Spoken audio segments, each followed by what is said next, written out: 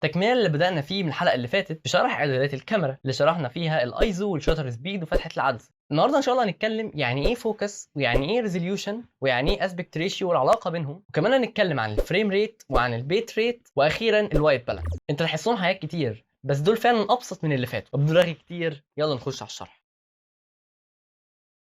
كنا اتكلمنا الحلقه اللي فاتت ان الكاميرا بتشوف عن طريق ان شعاع الضوء بيسقط على شيء ويروح للمستشعر بتاعها فبتشوفه، بس في نقطه سبتها اتكلم فيها لما اجي اشرح الفوكس بالتفصيل. حط لايك دلوقتي وتعالى افهمك. يلا ما تفضلش باصص لي كده، روح اعمل لايك يلا. انا قلت ان العدسه هتاخد الشعاع وتسقطه على نقطه معينه في السنسور. طب المسافه بتاعه الجسم اللي العدسه بتلتقط الشعاع المعكوس منه هل بتفرق؟ يعني لو كان الجسم بعيد او كان الجسم قريب جدا هل ده بيفرق؟ اكيد طبعا بيفرق، عشان كده في فوكس او نقطه تركيز. اكيد الضوء المنعكس من جسم قريب غير الضوء المنعكس من جسم بعيد، بديهي يعني. فالشعاع اللي بيكون جاي من بعيد مش هيكون نفس الشعاع اللي جاي من قريب، فبالتالي مش هيسقط على نفس المكان المطلوب منه انه يسقط فيه داخل الكاميرا او على مستشعر الكاميرا. فلو ما سقطش على المكان المحدد ليه الصورة هتكون اوت اوف فوكس او خارج نطاق التركيز، بمعنى ان الصورة هتكون مش واضحة وما فيهاش تفاصيل نهائي. فهنا العدسة بتتدخل وبتحرك الجزء الزجاجي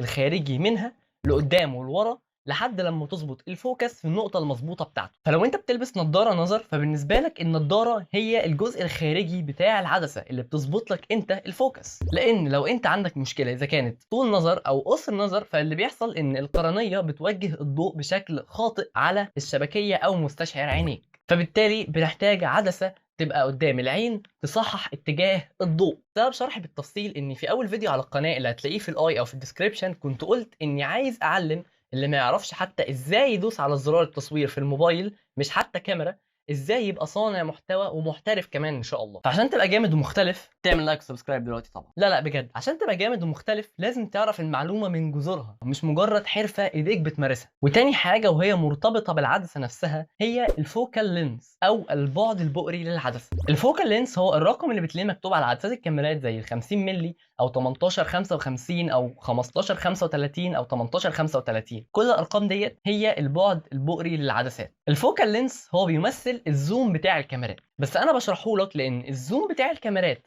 حاجه والزوم بتاع الموبايلات حاجه تانية تماما. حتى ان الزوم بتاع الكاميرا بيأثر على شكل وابعاد الصوره، غير زوم بعض الموبايلات او معظم الموبايلات في الفئات المتوسطه والمنخفضه اللي مش بيكون فيها اوبتيكال زوم. طيب يعني ايه اوبتيكال زوم؟ اوبتيكال زوم معناه ان العدسه بتحرك جزء كامل منها بحيث ان هي تغير شكل الشعاع اللي داخل لها، فبالتالي تعمل زوم للصوره او تعمل زوم اوت، يعني يا تعمل زوم ان يا تعمل زوم اوت. معظم الموبايلات بيكون الزوم ديجيتال، بمعنى ان البرنامج بتاع الكاميرا كل اللي بيعمله انه بيقص الصوره ويعمل لها اب سكيل تاني لحجم الشاشه اللي انت شايف عليه، فبالتالي بتخسر جوده كبيره جدا وبتلاقي ان الصوره شكلها سيء جدا. بس في موبايلات كتيره موجوده في السوق بيكون فيها اوبتيكال زوم، زي مثلا في الايفون اول ما انت بتختار وضع البورتري مود بتلاقيه على طول حولك لعدسه التليفوتو اللي هي بتزوم 2 اكس في الكاميرا. وبالمناسبه لو انت موبايلك فيه عدسه تليفوتو حقيقيه وفعلا بتعمل اوبتيكال زوم، انصحك ان اي صور شخصيه تتصورها او اي صور بورتري تصورها على 2 اكس اوبتيكال زوم، لان الصوره هتطلع كويسه جدا وهتطلع مناسبه انها تكون صوره شخصيه. طب ليه الموبايل بيعمل زوم لما تيجي تتصور صوره بورتريه؟ او انا ليه بقول لك لازم لو موبايلك فيه ميزه الاوبتيكال انك تستعملها؟ لان في عدسات الوايد انجل او العدسات الواسعه هتلاقي ان حواف الصوره بتميل انها تكون محدبه، او بمعنى انها بتكون متكوره، يعني محدبه يعني تحس ان هي واخده شكل كروي شويه. انما في عدسات التليفوتو او عدسات الفوكال لينس فيها عالي بتكون الصوره حوافها او الصوره كلها مايله انها تكون مربعه، بمعنى ان جميع ابعاد الصوره بتكون متساويه. عشان تفهم بص على الصوره دي صوره متصوره على 85 مللي فوكال لينس. الصوره جميله جدا وملامح وشه مضغوطه في شكل مربع، يعني بمعنى ان وشه مفرود قدامك ما تحسش ان في مكان عالي ومكان منخفض في وشه. انما بص على دي متصوره على 8 مللي فوكال لينس، بص الصوره عامله ازاي، طبعا مع كامل احترامي لصاحب الصور. عشان كده الصور الشخصيه بتتصور على فوكال لينس عالي نوعا ما. بكده نبقى انتهينا تماما من العدسه، خلصنا فيها الفوكال لينس وخلصنا فيها الفوكس. روح اعمل لايك دلوقتي وتعالى كمل باقي الفيديو. تاني اعداد واهم حاجه اصلا في التصوير هو الريزوليوشن او دقه العرض.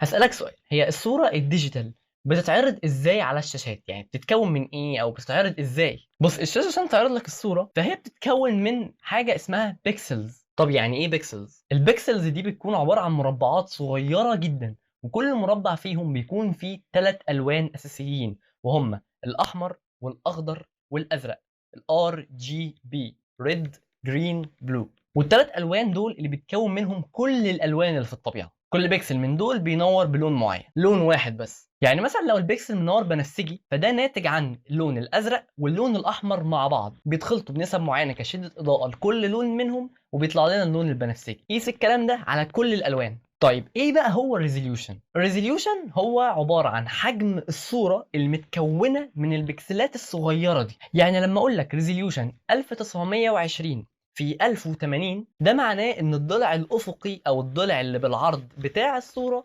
متكون من 1920 بكسل، الضلع بس لوحده. والضلع الرأسي او الطولي متكون من 1080 بكسل. فلو ضربت الرقمين دول في بعض هيطلع لك 2,073,600 بكسل بالظبط. والمناسبة ده مقاس الفول اتش دي. يعني الصورة الفول اتش دي بيكون فيها 2 مليون بكسل مكونين الصوره اللي قدامك دلوقتي. انما لو طلعنا لريزوليوشن زي ال 4K، وخلي بالك هتلاقي من ال 4K نوعين. النوع الاول من ال 4K هو ال 4K الترا اتش دي، والنوع الثاني من ال 4K هو ال 4K دي سي اي. ريزوليوشن ال 4K الترا اتش دي ده ال 4K الموجود بكثره، او ال 4K الشائع اللي بيكون موجود في معظم شاشات التلفزيون. ال 4K الالترا اتش دي مقاسه 3840 بكسل كعرض في 2160 بكسل بالطول، بمجموع بكسلات 8,294,400 بكسل.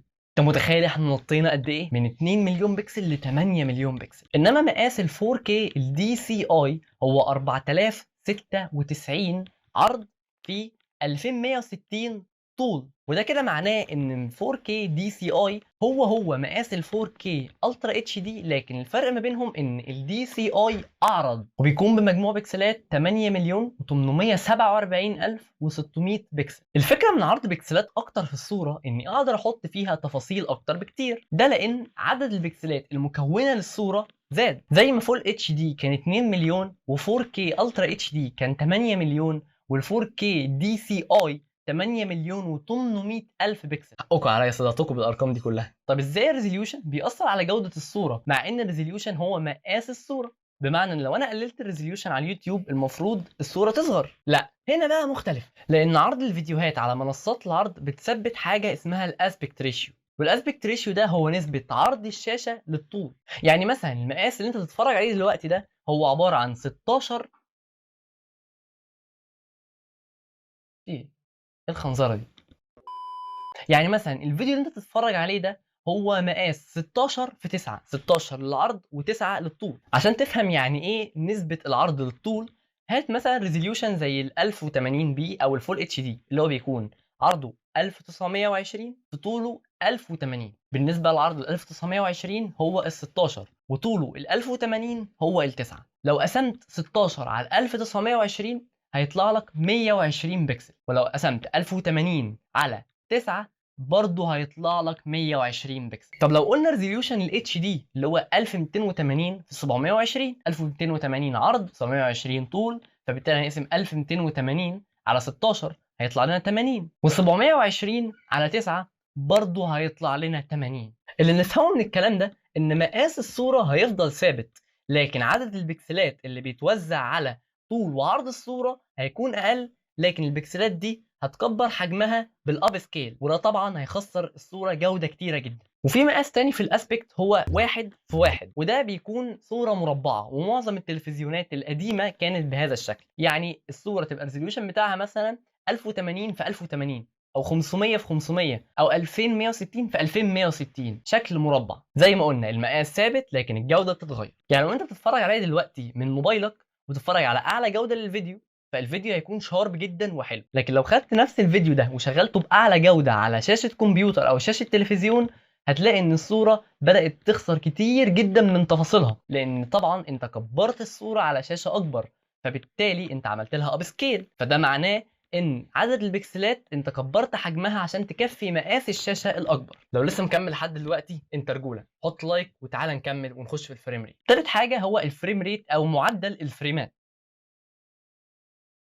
الفيديو اللي انت شايفه ده هو عباره عن مجموعه صور بتتعرض ورا بعض. عشان الصور ديت تكون فيديو بيبدا من 24 صوره بتتعرض في كل ثانيه من الفيديو، وعندك كمان 25 صوره بتتعرض في كل ثانيه في الفيديو، لحد معاك 30 او 50 و60 و50 و60 بيستخدموا لو انت عايز تبطئ الفيديو تبطيء بسيط، وعندك لحد 120 و240 ده لو انت عايز تبطئ الفيديو تبطيء قوي. وطبعا في كاميرات بتوصل ل 100,000 فريم، ده اللي هو السوبر سلو موشن. كل رقم من دول بيكون ليه تأثير على الصورة اللي انت شايفها كفيديو. يعني مثلا رقم ال 24 فريم، الرقم ده بيستخدم أكثريته في السينما، لأن الرقم ده بيدي تأثير اسمه الموشن بلر. الموشن بلر فكرته زي ما كنت قلت في الفيديو اللي فات، لو ما شفتوش هتلاقيه في الاي هنا او في الديسكربشن تحت، ان الشاتر سبيد لو مدته زادت هيخلي الحركة بلوري. نفس النقطة برضو من ال FPS، لو كان قليل زي 24 هتلاقي برضو الحركة فيها موشن بلور، ولو طلعت ل 30 فريم زي الفيديو ده بيتصور عليه دلوقتي تأثير الموشن بلور هيقل جدا، ولو طلعت ل 60 شبه هيختفي تماما. وبالمناسبة الفريم ريت والشاتر سبيد ليهم تأثير على بعض. المهم طريقة ظبطهم هي بتعتمد عن انك بتختار الفريم ريت اللي عايز تصور عليه على حسب اللوك اللي انت عايز تطلعه، وبعدين بتاخد رقم الفريم ريت ده وتضربه في 2. يعني لو انا مثلا بصور على 24 فريم ريت، فبالتالي لما اضربه في 2 هيبقى 48، فاختار شطر واحد على 48. بس في الاغلب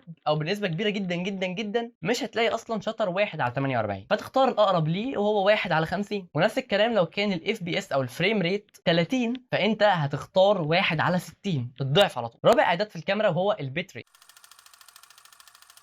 بص، البيت ريت مش بيكون متاح انك تعدله او تغيره في معظم الكاميرات، بس بعض برامج التصوير المانيوال بالموبايل بتكون سامحه بانك تعدل البيت ريت، فلازم طبعا تكون فاهم يعني ايه بيت ريت. باختصار البيت ريت او البيت ريت بير سكند هو كميه الداتا او المعلومات اللي الكاميرا بتقدر تلقطها في الثانيه الواحده وتخزنها على هيئه فيديو. وطبعا كل ما الرقم ده زاد تفاصيل الفيديو بتزيد اكتر ويبقى معاك معلومات اكتر للفيديو، وطبعا ده بيساعدك في انك تقدر تلون الفيديو تلوين افضل، او ان الفيديو لما يتضغط ما يخسرش كواليتي كتير منه، وان الفيديو يفضل محتفظ بكواليتي رهيبه وكم معلومات رهيبه. والبيت ريت بيكون طبعا بالميجا بت، يعني كاميرا زي الكانون R50 بتصور على 4K لحد 170 ميجا بت في الثانيه. الكاميرا دي سفاحه ما شاء الله، المفروض ان هي فئه اقتصاديه وبتصور لحد 170 ميجا بت في ال 4K من غير كروب كمان. وفي كاميرا زي الكانون C300، دي كاميرا سينما. الكاميرا ديت بتقدر انها تصور 4K رو لحد 1 جيجا بت بير سكند البت ريت، كم تفاصيل مرعبه. ومعلومه ليك، ميجا يعني مليون